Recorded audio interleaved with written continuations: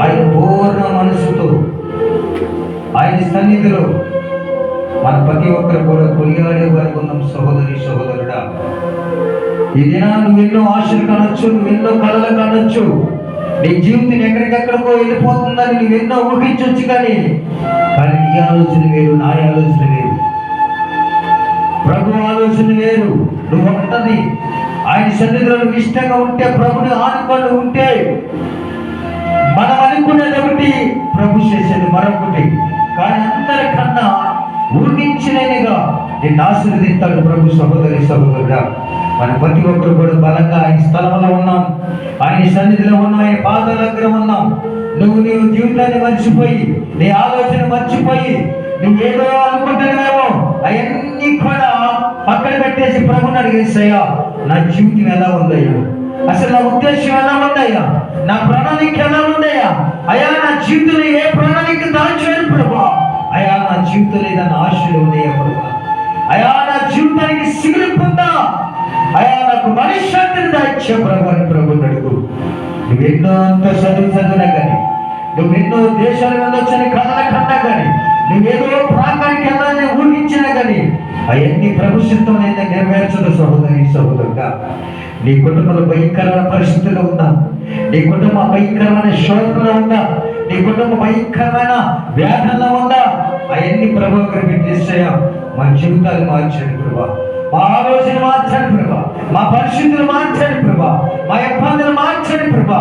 మేము ఏలంగా ఉంటాను ప్రభా, ఈ లోకం అవమానిస్తుంది ప్రభా, ఈ లోకం దూషిస్తుంది అయ్యా, ఈ లోకం నింద వేస్తుంది ప్రభా. అయ్యా ఎన్ని దేవుడిగా మార్చబడును కాక అని ప్రార్థన చేద్దాం. అవన్నీ ఆశీర్వాదంగా మార్చబడును కాక అని ప్రార్థన చేద్దాం.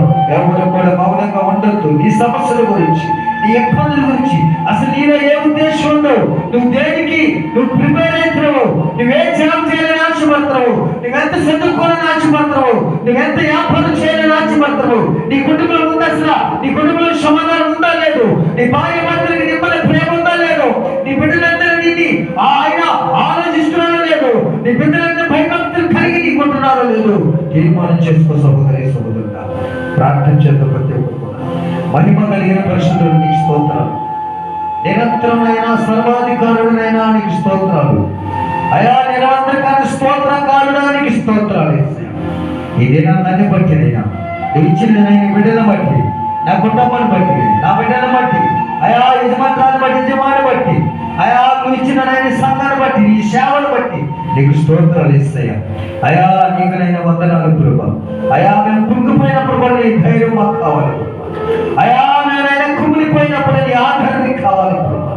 ఏ దారి తెలియక నాలుగు దిక్కులు ఉన్నప్పుడునైనా అయా నువ్వు చూపించే దారినైనా ఆ మార్గాన్ని కొరకు దాయిచ్చామని అడుగుతుంది. నీ మహిమ కాపుదల దాయిచ్చేది. ఏమి శోధన శీఘ్ర దురాత్మ సాతాను కలిసి విరాంతం అనేది ఏది లేకుండా నీ హస్తాలు నేడల మమ్మల్ని ఇచ్చబడును గాక, మీరు ఆశీర్వదించబడును గాక, పరిస్థితులు తారుమవును గాక, జీవితాలు మళ్ళించబడును గాక.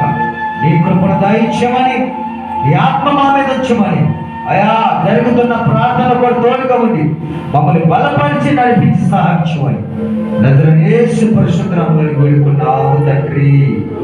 ఆమేన్. ఆమేన్.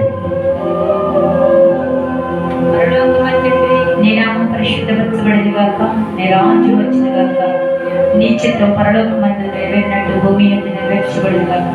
మనని దయచేయమని, బలపరం చేసిన క్షమించి మా ఎప్పుడూ మమ్మల్ని శోధన నుండి దేవదర్శనం. ఎందుకన్నా రాజ్యం శక్తి మహిమ నిరంతరం నీవే నావు తండ్రి.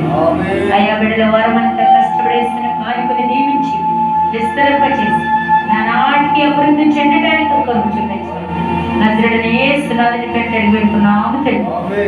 తండ్రి కుమార పరిశుద్ధాత్మ ఇక్కడున్న ప్రతి బిడ్డకి వారి ప్రయాణంలో కూడా సదా మేము తోడైందురు గాక. ప్రవేశ రక్తమే శిలువ రక్తమే అపవాదికులంతా ప్రవేశ రక్తం సంపూర్ణ రక్తం కలుగును గాక. ఆమేన్. హల్లెలూయా. హల్లెలూయా. హల్లెలూయా.